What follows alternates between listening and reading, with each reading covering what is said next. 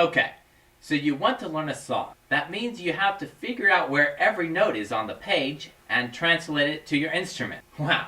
Have you ever wished there was a step-by-step guide that would show you? Like you could just follow 7 easy steps and you would find the correct note every time. Now you don't have to wish. The UNF by Daniel Lindstrom will show you the correct note in, you guessed it, 7 easy steps. UNF stands for Ultimate Note Finder. It's a patent-pending ruler design that makes finding any note, even the most toughest and bad key signatures, very easy. Just follow the steps and it will show you the correct note every time. So you're probably thinking, is this for real? Oh yeah. Keep watching and you'll find out. Before you begin finding notes, you'll need to find the staff lines your music uses and draw them on your UNF. To draw on the staff, use a permanent marker. But don't worry, it's not really permanent. The UNF is designed so that you can erase it with a dry erase marker. Wait for the permanent marker ink to dry and then color over the permanent marker ink with the dry erase marker. Finish by wiping off with a tissue. It's that simple. Don't try this on the back side where the printing is. It only works on the front side of the UNF. You can even highlight a new note or color the steps your favorite color or whatever. Follow this order to get your UNF right. 1. Find the clef your music uses and match it to the clef on the UNF. 2. Find the clef line your music uses and draw it on the UNF. 3. Count how many lines are above the clef line in your music and draw them above the clef line on your UNF. 4. Count how many lines are below the clef line in your music and draw them below the clef line on your UNF. The clef line is the line the clef marks. So you're like, which one's that? The line the treble clef marks goes through its circle. The line the middle C clef marks goes through its arrow. And the line the bass clef marks goes between its 2 dots. See, that wasn't so hard. If your music uses more than one clef, you can draw on the lines for both of them. Just follow each of these steps for each clef. If the lines overlap, you can show which lines belong to which staff by drawing them in different colors. Now you're all set to find notes. There are 7 steps printed on the UNF. They are marked using numbers inside of circles. We'll follow these steps each and every time to find a note. The note we're going to find is the second note in the example. Looks complicated, doesn't it? It's only complicated without the UNF. When you use the UNF, it's easy. Watch. Step 1 is by the clefs. It means the first thing you do to find any note is find the clef your music is on and match it to the clef on your UNF. That's easy. Our clef is the treble clef. Next up is step 2. It's pointing at lines and spaces of the staff. For step 2, you find the line or space your note is on and match it to the line or space on your UNF. Now here's the magic part. Step 3, you close the UNF and the patent pending design instantly shows you your basic note. It tells you the white key to play. It tells you the letter of the musical alphabet that names it and even tells you which octave it's in. It's F5. And all you had to do was close the ruler. Now that's awesome, but you say, wait a second. The top ruler covers the black keys. Black keys! Exactly. The staff can only tell you to play a white key. If you look at the helpful facts printed on the bottom ruler, you'll see that it says staff and alphabet are only white keys. That's right. If you're supposed to play a black key, there will be an accidental sign to tell you.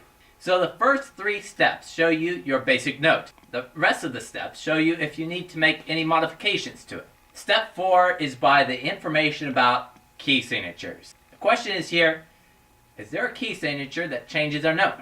The purpose of a key signature is to move the black key, white key pattern higher or lower, but to keep it the same. To do this, certain keys are sharp or flat in all octaves. The keys that are sharp or flat are marked by accidentals grouped on the staff, usually at the beginning.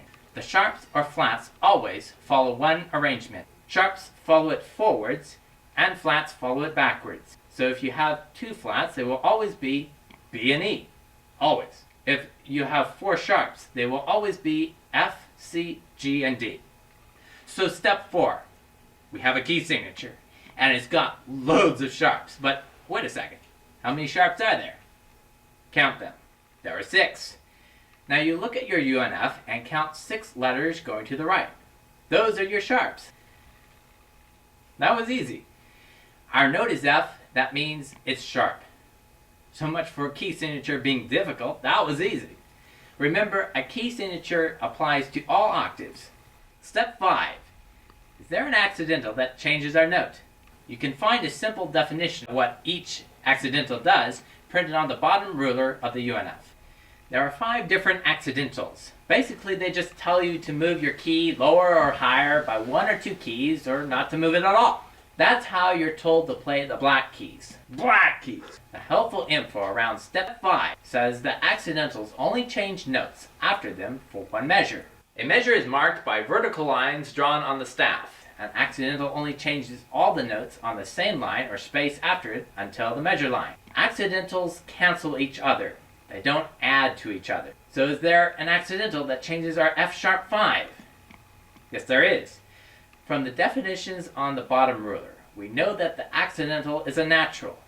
That means that we need to change it back to just F. So much for the key signature. Step 6. Is your note moved higher or lower by an octave change sign? An octave change sign is a simple way for a composer to tell you to just play the same notes in a different octave. It makes them easier to read and write. The most common sign is the 8. It means to move the notes higher or lower by only 1 octave. If you see a 15, it means the notes are to be moved 2 octaves. We have an 8. We know it means to move the notes up because there still is room on the staff going down. If the composer wanted the notes an octave lower, he could have just written them lower on the staff. So our note is moved to the next octave up. That makes our note F6. And last of all, step 7. The step is not really a step, but a reminder of something important. It's important because if you study music long enough, or if you have perfect pitch, you will start associating the sound your instrument makes with the note and letter of the musical alphabet you read. However, if your instrument transposes, the sound you hear is really a different note. You found the correct note, but your instrument is designed so that when you play the correct note, it plays something else. So why would an instrument play all the pitches lower or higher automatically? What's the point? The best reason is that it allows a musician to play all the instruments of a family without learning a new fingering. To play well, fingerings must be automatic, so not having to learn a new fingering for every instrument is a huge advantage. The drawback is that to use the same fingerings for higher and lower pitch instruments, the instruments would have to automatically change the pitch to a different note. For example, if you play B flat trumpet, when you play a C, the sound your instrument makes is really a B flat. Aha! Now you know what transposing means. Every note you play, your trumpet will play the note 3 keys down from it. C down to B flat is 3 keys. What if a composer wants a C, not a B flat?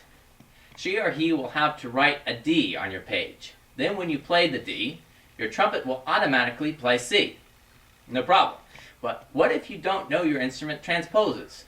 What if someone plays a concert pitch C and asks you to name it? You'll say it's a D because every time you play a D in your music, your trumpet plays a C. That's called a false pitch association. If you instead know your instrument changes the notes automatically, then you'll be able to avoid this problem and name the note correctly. So step 7 is really just a reminder to make sure you don't confuse your ear. After all, you are learning music, so the most important thing you have is your ear. So that's it. Our note is F6. Without the UNF, that note could have been a nightmare. Using the UNF, it was a snap. You can now follow simple steps to find the correct note every time. But you're probably wondering, I don't play the piano. I play the oboe. How does the UNF show me which note to play on my oboe? That's a very good question. You see, the design of the piano keyboard isn't an accident. It reflects how all chromatic Western musical instruments are designed to play. To prove this point, ask yourself a simple question. Why is there no separate note between B and C on my oboe, or any other instrument, even though there is a separate note between G and A? That's because it's designed to play all the notes of the piano keyboard. So after you find the correct note using the UNF, use a free fingering chart available at ultimatemusichtools.com to show you the fingering for your particular instrument.